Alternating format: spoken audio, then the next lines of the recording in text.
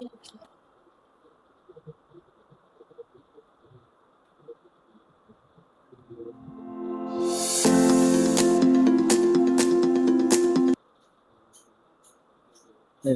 பார்க்க போகிறது 315 SA 315 CA final புரியுது.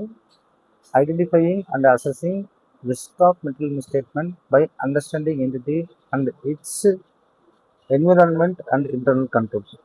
கொஞ்சம் பெருசாக இருக்கும், ஆனால் நீங்கள் வர தேவையில்லை. ஸோ அதான்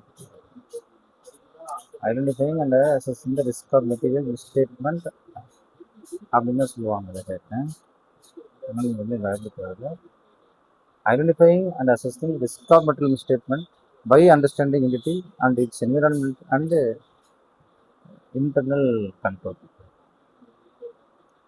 இப்போ அதுதான் முக்கியமானதான்னு கேட்டால் எஸ், அதுதான் கிட்டத்தட்ட முக்கியமானது. இப்போ அதுதான் நம்ம பார்த்துட்டு இருக்கிறது, அதுதான் முக்கியமாக இருக்கும். சரி, ரைட்டுங்க. இது வந்து ஆடிட்டோடைய ரெஸ்பான்சிபிலிட்டி என்னன்னு கேட்குறாங்க.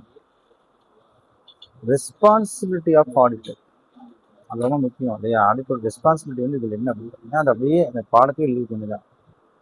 Identify and assess the risk of material misstatement due to fraud and error at financial level and assertion level. Financial level இப்போ வரைக்கும் படிச்சுட்டு பண்ணுறேன். அந்த ஃபினான்ஷியல் லெவலில் நம்ம நீங்கள் ஒரு சின்ன தப்பு பண்ணால் கூட அது ஃபினான்ஷியல் ஸ்டேட்மெண்ட் பாதிச்சிருது. சேல்ஸ் பேக் சேல்ஸ் வந்து சொல்கிறாங்க. அப்போ வந்து அதில் வந்து பார்த்தோம் இன்டெகிரிட்டி பார்த்தோம். ஃபஸ்ட்டு இன்டெகிரிட்டி ஆஃப் மேனேஜ்மெண்ட்டு, அதாவது எம்ப்ளாயீஸ் வந்து என்னவா இருக்கிறாங்க, இன்கம்பெட்டண்ட்டாக இருக்கிறாங்கன்னு பார்த்தோம் இல்லைங்களா? அதான் நாங்கள் பார்த்தோம். எம்ப்ளாயீஸ் வந்து இன்காம்பட்டன்ட்டு, அடுத்து வந்து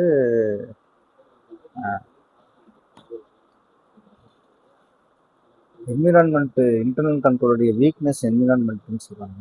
அது பர்வேசிவ்னஸ் ஆகிடுச்சு அப்படின்னு நம்ம பார்த்தோம். இன்டெகிரிட்டி ஆஃப் மேனேஜ்மெண்ட்டு, அடுத்து ரிலையபிள் டேட்டாவோட ரிலையபிலிட்டியில் பார்த்தோம். அடுத்து வந்து இன்டர்னல் கண்ட்ரோல் வந்து வீக்காக இருக்குதுன்னு பார்த்தோம். அடுத்து lack of competence persons, that is employees lack of competence, இந்த lack of integrity and lack of integrity management, reliability of records, இதெல்லாம் வந்து பர்வேசிவ்னஸ் ஆஃப் டேட்டாஸ். இதெல்லாம் வந்து நம்ம இப்போ தான் பார்த்தோம் கடைசியாக இல்லைங்களா? அதே தான் ஏன் அவங்க சொல்லிட்டே இருக்கிறோம், இந்த எக்ஸாமுக்கு வரும் அதுக்கிட்ட அடிக்கடி பார்த்தீங்கன்னா deficiency of internal control, integrity of management, reliability of records and கீழே எம்ப்ளாயீஸ் இன்காம்படன்சி அப்படின்னு நம்ம பார்த்தோம். அது ஏன் அடிக்கடி சொல்லிட்டு இருக்கேன்னா, இந்த பாயிண்ட்ஸ் நீங்கள் மறந்துடக்கூடாது. சில பாயிண்ட்ஸ் வந்து உங்களுக்கு அதிகமாக எக்ஸாமில் மார்க் வாங்குறதுக்காக கிடைக்கிறது. இந்த பாயிண்ட்ஸ் நம்ம மறந்துடக்கூடாது. So identifying and assessing the risk of material misstatement due to fraud and errors.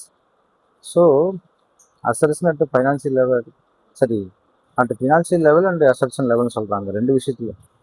அப்போ understand entity and environment, understand internal control, design and implement response to assess risk of material misstatement. இப்போ பாடியோட responsibility என்ன அப்படின்னு பார்த்தீங்கன்னா, first identify and assessing the risk of material statement due to fraud and error.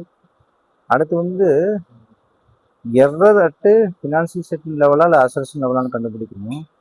மூணாவது வந்து environment, identify the environment, understand the entity and environment, understand the internal control also. Internal கண்ட்ரோலை வந்து understand பண்ணுங்க. Design and இம்ப்ளிமெண்ட்னு சொல்கிறாங்க. அப்போ இதெல்லாம் ரொம்ப ரொம்ப இம்பார்ட்டன்ட் ஆடிட்டோடைய responsibility. Auditor's responsibility is not only to detect mistakes, but due to identify risks, understand the business and internal control, and perform audit procedures to reduce audit risk. Example, auditor notices sudden growth in sales March. Auditor notices sudden growth in sales March. அப்போ தான் சொல்கிறாங்க, understand the internal control, understand the business, understand the identify the risk. Auditor responsibility is not only detect mistakes, but due to identify risk, understand the business, internal control, perform audit procedures to reduce audit risk. Now, auditor notices sudden growth in sales in March. He understands the reasons, checks internal controls, verify sales invoice, and confirm debtors. So, understand the reasons. The examples, auditor notices sudden increases in March. அப்போ என்னென்ன இருக்கணும்? Understand the reasons, check internal controls, verify sales invoice confirm debtors. இது ரெண்டு match ஆகுதுன்னு பாருங்க. இந்த ரெண்டு match. இப்போ this is auditor responsibility under S C 350. அப்போ ஆடிட்டர் ரெஸ்பான்சிபிலிட்டி அப்படின்றது வந்து பார்த்தீங்கன்னா auditor responsibility is identifying and assessing the risk of material misstatement at error during fraud and error, identifying assessing the risk of misstatement due to fraud and error at financial level and assertion level இருக்கணும். அடுத்து identify the entity and environment. அடுத்தது use audit procedures to evaluate the audit risk.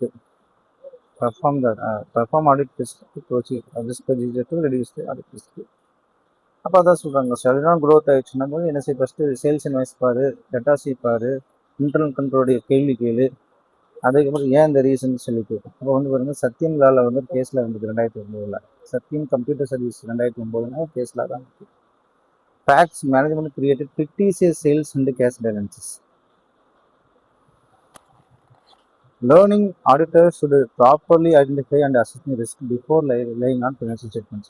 Learning auditors should properly identify and assess risk before relying on financial statements. 5Cயோட keywords பாருங்க, risk assessment, professional skepticism, internal control and fraud risk factors. இப்போ learning auditors should properly identify and assess the risk before relying on financial statements. இப்போ ஒரு learning auditor என்ன பண்ணியிருக்கணும், auditor properly identify and risk associated things. So learning auditor should properly identify and assess the risk before relying on the financial statements. Before relying on the financial statements, auditor should assess the risk. So that is called professional skepticism, internal control and fraud risk factors. So it is one of the way to reduce the fraud risk factors. Assertion evaluated. Assertion evaluated ஏன்னா நம்ம படித்தோம், CAD படித்தோம் இல்லையா, CAD class of transactions, accounts of transaction, disclosure. So transactions during the year, ICI keywords பாருங்கள், occurrence, completeness, accuracy, cut off and classification. இது வந்து என்னங்க, transaction, class of transaction சொல்கிறாங்க. கிளாஸ் ஆஃப் டிரான்சாக்ஷன் வந்து டிரான்சாக்ஷன்ஸ் எப்போ occur ஆச்சு, completely record ஆச்சா இல்லையா, அந்த ரெக்கார்டான டிரான்சாக்ஷன் வந்து அக்யூரேட்டாக இருக்குதா, அதுக்கு ஏதாச்சும் கட் ஆஃப் டேட் கொடுத்து வச்சுருக்காங்கன்னா அது சரியாக கிளாஸிஃபை பண்ணிக்கிறாங்கன்னு பார்ப்போம். அதான் சொல்கிறேன், கீவேர்ட்ஸ் வந்து நிமோனிக்கு ஒகாசின்னு சொல்கிறாங்க. Occurrence, completeness, accuracy, cut off date and classification. இது வந்து அசர்ஷன் எவாலுவேட் பண்ணுறாங்க 3 விதமாக. First transaction, class of transactions, A for meaning of exams. அக்கரன்ஸ்னா sales recorded actually occurred, example fake சேல்ஸாக இருந்துடக்கூடாது. அப்போ occurrence assertion fails. Completeness, all transaction கம்ப்ளீட்டாக record ஆகிடுதா, அப்போ கம்ப்ளீட்னஸ் ஃபெயில்ஸ். அப்போ electricity expenses of March not ரெக்கார்ட்னா கம்ப்ளீட்னஸ் ஃபெயில்ஸ். அப்போ அக்கரன்ஸு, கம்ப்ளீட்னஸ்ஸு, அதுக்கு accuracy, recorded correctly, purchase 50,000 recorded 5 lakh, accuracy fails. அப்போ பாருங்க, ஃபஸ்ட்டு அக்கரன்ஸ் நடந்தது என்ட்ரி பண்ணிக்கிறாங்களா, கம்ப்ளீட்னஸ் இருக்குதா, அக்யூரசி இருக்குதா, இது cut off date, recorded in accounting period, April sales recorded in March. So அதுதான் கட் ஆஃப் டேட்டில் கரெக்டாக இருக்குதுன்னு சொல்லுவாங்க. கிளாஸிஃபிகேஷன், ப்ராப்பர்லி கிளாஸிஃபைடா, machine purchase record as reports, அப்போ கிளாஸிஃபிகேஷன் ஃபெயில்ஸ். அப்போ இதான் சொல்கிறாங்க, ஃபஸ்ட்டு அக்கரன்ஸு,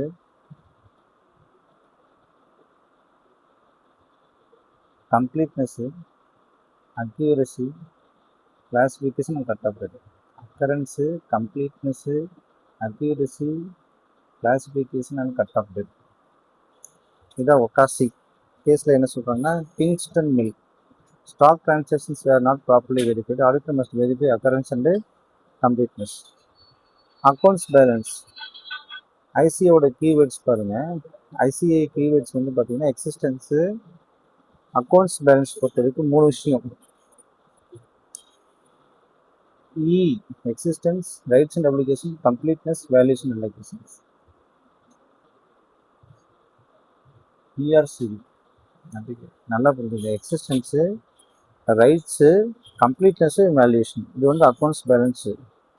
அப்போ எக்ஸிஸ்டன்ஸ்னால் அசட்ஸ் எக்ஸிஸ்டிங் இருக்குதா, அந்த asset inventory shown 1 crore, physical stock only 18 crore. அப்போ எக்ஸிஸ்டன்ஸ், அசட்ஸும் ஃபெயில்ஸு.